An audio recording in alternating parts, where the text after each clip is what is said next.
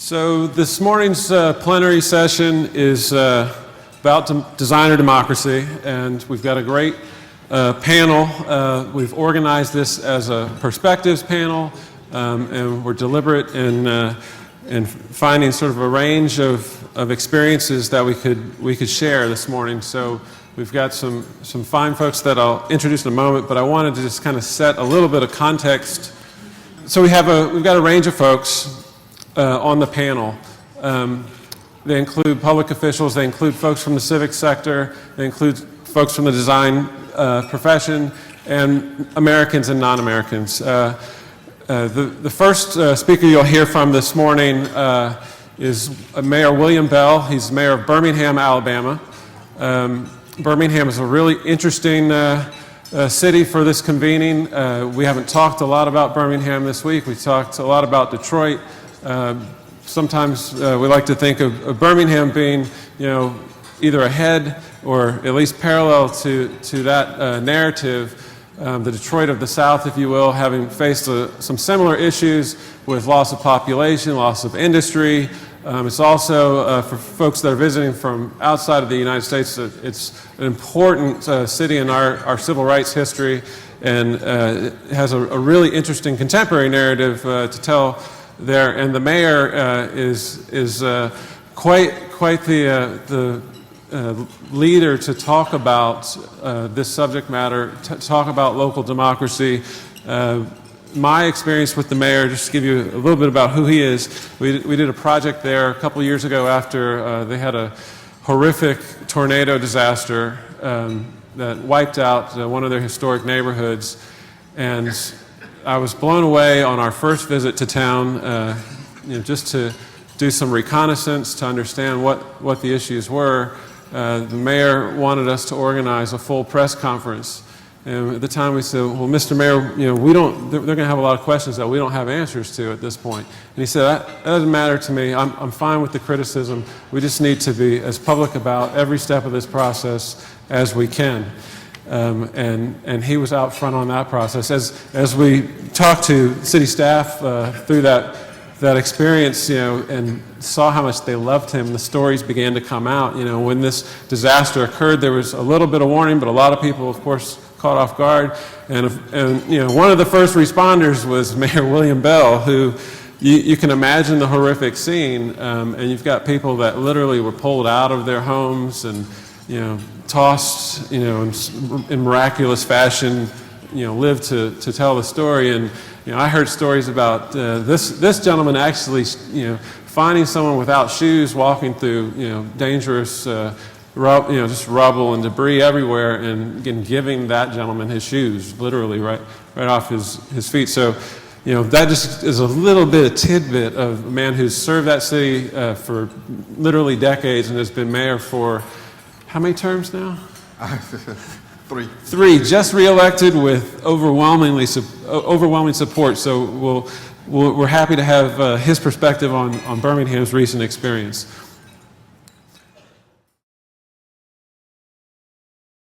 Thank you, Joel. Good morning to each and every one of you. I stated 3 terms, but they were 3 abbreviated terms. Well, 2 abbreviated terms, and I'm in my first 4-year term. I've had a 2-year term, a 2-year term, and now a 4-year term. I am grateful for the invitation to come here and speak to you all this morning about a city that I was born and raised, saw many transitions come about, and really think that we're in a renaissance period for the city of Birmingham. As most mayors, I know a little bit about everything, but not a whole lot about any particular thing. Having been born in Birmingham, I've heard the various stories about how Birmingham was founded, how missed opportunities had occurred down through the years, and how we've oftentimes sat in the shadows of most other cities around the country. Birmingham was first founded in 1871. The first settlers came into what is now known as Jones Valley back in the early 1800s, but it wasn't until 1871 that it officially became a city. And that was born out of the fact that it was a place where you could find all of the ingredients for the making and the production of steel. Naturally, being here in Pittsburgh today, Birmingham is often called the Pittsburgh of the South. If you go to our Chamber of Commerce headquarters in Birmingham, you'll see many of the old pictures of former presidents of the Chamber of Commerce for the city of Birmingham, and most of those gentlemen, families came out of Pittsburgh. So Birmingham was pretty much a company town. And being a company town, many of the communities and neighborhoods were formed not for the benefit of those individuals who lived there, but for the benefit of the company. You had camp towns, you had commissaries, you had places that were established close to the work sites, the mining sites, the steel production sites. And not a lot of thought was given into what was for the good of the individual citizens, but what was for the good of the company. Birmingham thrived for many years as a steel production city, and it wasn't until around 1979, 80, 81 period of time that the steel production here in the United States fell on hard times. It gave way to steel production in other parts of the world, in particular in Asia. You had a rising steel production industry in Japan and other Asian countries that caused the price of steel to drop tremendously, which put a lot of pressure on the city of Birmingham. And so the steel industry was hit very, very hard. We went from having a high of anywhere between 68 to 70,000 people being employed in the steel industry to today, where we have probably somewhere in the neighborhood of about 3,000 people employed in the steel industry. And a lot of that came about because of the downturn in steel production in the late 70s, early 80s. Back during that time, I was first elected to the Birmingham City Council in 1979. So I came on board right at the beginning of that recession. And I saw the city decline in its ability to provide jobs for individuals. And so we had to start looking at how we could reinvent ourselves. What tools did we have in our toolbox that could see us through this period of time that the steel production had gone down, but also build a new Birmingham that was not totally dependent upon the steel making industry. And one of our biggest assets was the University of Alabama in Birmingham, which was a medical education training university. But it did not have the employment statute that U.S. Steel had in the past. And so we went about the process of trying to figure out how we could strengthen the university's ability to create jobs, how we could assist the university in gaining a better stature among other medical institutions across the country. And through working jointly with the University of Alabama in Birmingham and others, we were able to start investing money in changing the character and quality of jobs that existed at the university, to the point that today, as I stand here, UAB, which it is commonly referred to, is the largest employer, not just for the city of Birmingham, but the largest employer for the state of Alabama. And so that was born out of looking at issues and problems that were created by the downturn in steel production, to taking an assessment as to what elements that you had at your control that you could build up and replace those jobs that were being lost by external factors. So Birmingham quietly began to change its employment base, change its structure, but we did very little to change the living conditions of the citizens. Like most cities around the country, you had an out-migration of people moving to the suburbs. You had loss of population for many decades, and even in this past census evaluation, we had lost population. But now we're beginning to bring people back. But that's because we've taken on a new attitude that the city is the heart of the entire metropolitan area. You have the suburban areas with the white picket fences and all of the amenities that suburban living have, but without the city, those areas could not thrive. Without the city, those areas would lose the infrastructure support, such as the airport, such as the major financial center that exists within in the core of the city. So it was incumbent upon everyone to take the opportunity to make sure that we rebuild our downtown, we rebuild the core of the entire metropolitan area, and we began that process. But it was going very slowly. It was moving very slowly because some people just did not believe that the city should be the focal point. And so you had this yin-yang relationship going on, and but it wasn't until, I would like to think that it was my election, but that was not the cause of it. It wasn't until we ran into that tornado that struck back in April of 2011 that it really brought the entire community together. And I remember on that morning, we had received the day before, we had received word that we were going to have dangerous weather come into the city starting that morning.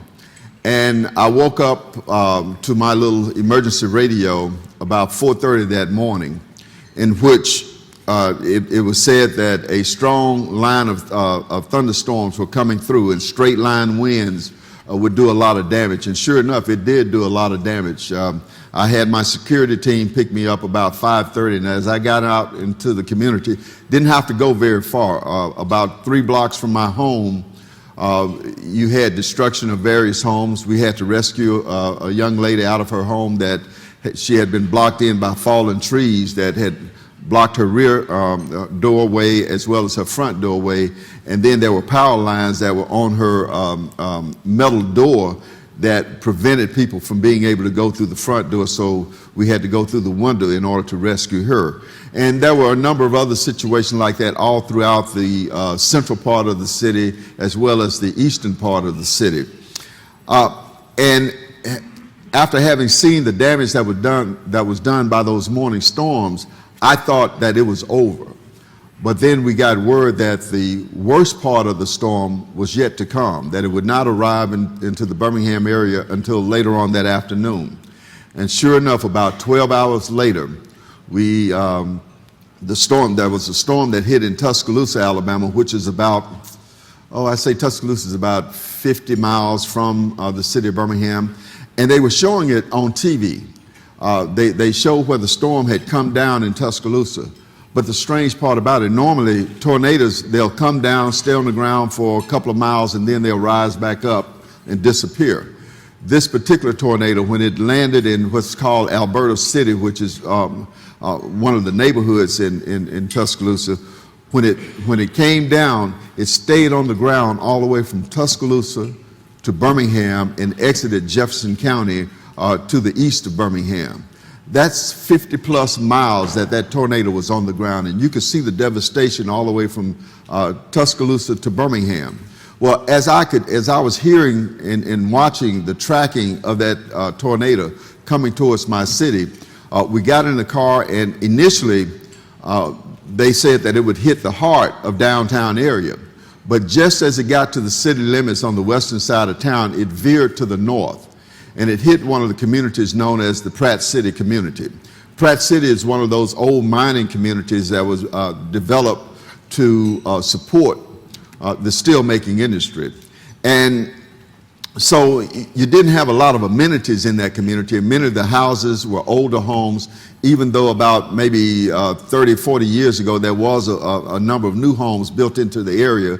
But no new development had taken place there in a long time. Well, that tornado came down and just devastated that entire area.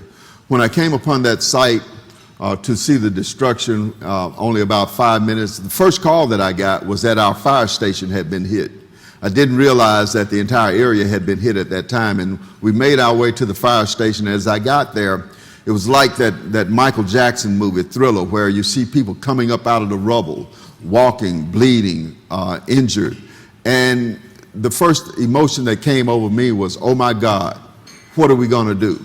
Because, most mayors, they'll tell you they know everything, they can do everything, and they can handle every situation. But until you see something that looks like a nuclear bomb has been dropped in your community, until you see the helplessness of the people coming up out of the rubble, until you see the total devastation, widespread devastation, you realize that you don't have the answers. You realize that you don't have the ability to deal with from a personal standpoint, the tragedy that has struck. And I remember this one woman came up and she grabbed my hand. She said, "Mayor, it's time to pray." I couldn't say a word. She just grabbed my hand, and about 35 to 50 people gathered up in a circle. And this woman prayed like I've heard no other preacher pray. And she wasn't a minister. She just prayed. And in that, it probably was no more than 3 or 4 minutes that she prayed, but it felt like 30 or 40 minutes. But when she finished, I was sitting there thinking, what am I going to do? People will be looking to me for the answers, and I don't have the answers. But when she finished praying, I looked up, and here comes my fire chief with his staff. I looked to my right, here comes the police chief with his leadership team. And then here comes my Department of Public Works. They were coming up the street. Then all of a sudden, I saw just hundreds of people making their way to the site, people who didn't live in the site, but who were coming to help those individuals who had been struck by that tornado.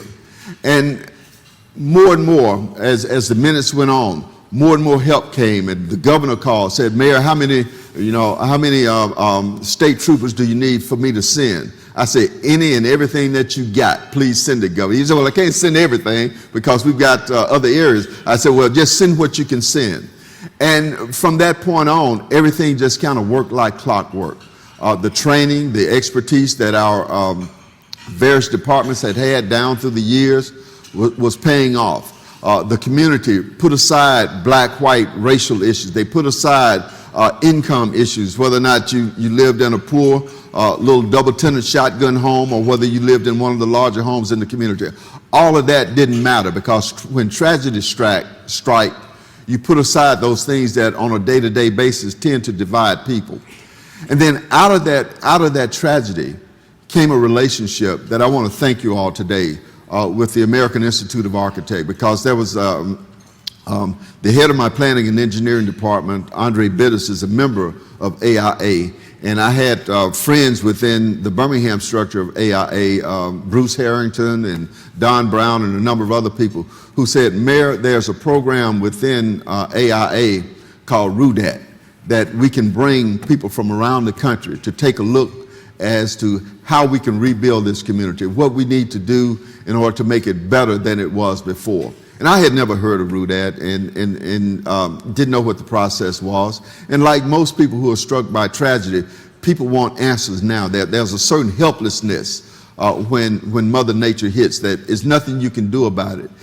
And so when I heard that we could bring this team in to look at how we could rebuild that community, I jumped on it right away, because I knew I had to give the public answers as to what were we going to do. Because you had many people saying, "We don't want to live here anymore. We don't want to rebuild. We don't want to come back. We want to get out of here." But that was a sense of hopelessness that was speaking. But what came out of the experience with RUDAT and AIA support was a sense of, we can rebuild better than it was before. We can look at the history of the community and take into account that it once was a mining town, that it once was a town that had limited resources, but now we can bring support resources to make it stronger and better than it was before. And that began to give people a sense of hope.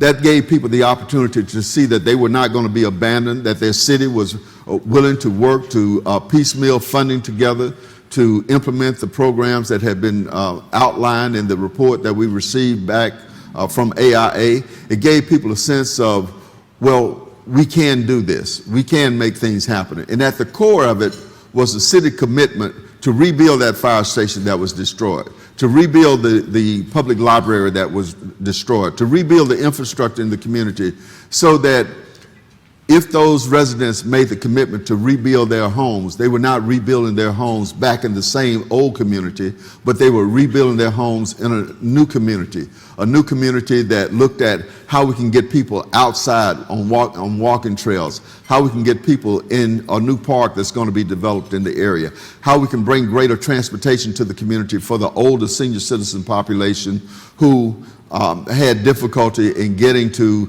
the hospitals or getting to retail areas to meet their needs. So all of this was brought about through the support that AIA had provided to our city.